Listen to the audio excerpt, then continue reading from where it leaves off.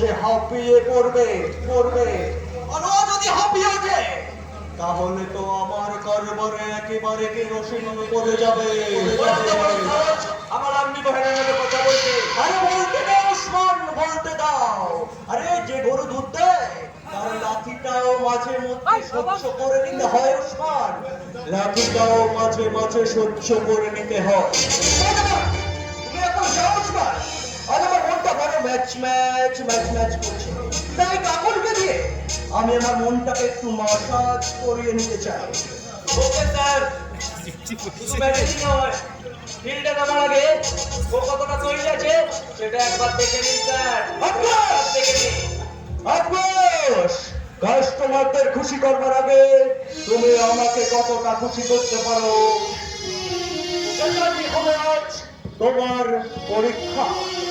না, আমি আমি আপনার দয়া করে আপনি আমাকে এখান থেকে যেতে দিন।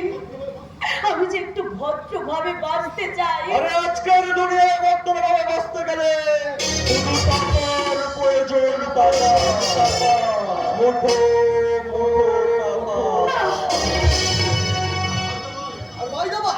মনে করো না আজ রাতে আমি তোমার স্বামী, তোমার মধু পান করিয়ে আমাকে তুমি একেবারে খুশি করে দাও। খুশি অত্যাচার না, আপনাদের বহুদিন ধরে আমি অনেক অত্যাচার সহ্য করেছি, কিন্তু আজকের পর আমি নাচবো না, গাইবো না, মরে গেলেও না। জমিন নাচবে সুন্দরী, আর তুমি সবার সামনে নাচা গানা কি করবে, আর আমরা তোমার নাচা গানা খুশে আমরা বিলকুল দিওয়ানা বানিয়ে দেবো। কিছু বলছি তুমি এই সময় এখানে খাওয়া দিছো। अरे मौज ना खेले की मौज में जाए साहब, इसलिए हम ही अपना जो स्पेशल मौलिया दिए थी साहब, लीजिए साहब लीजिए।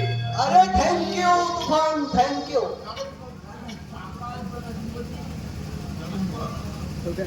अरे জানো তুফান, জানো তোমার মাথা না সারা ভীষণ তোরা একটু দিন মাথাটা কেমন যেন ছিমছিম করছে, যেন নেশা নেশা মনে হচ্ছে। আরে নেশা নয় স্যার, আরে আপনি বহুত টায়ার্ড আছেন, আসলে জিন্দাতে এত কাম করলে টায়ার্ড তো হবেন স্যার।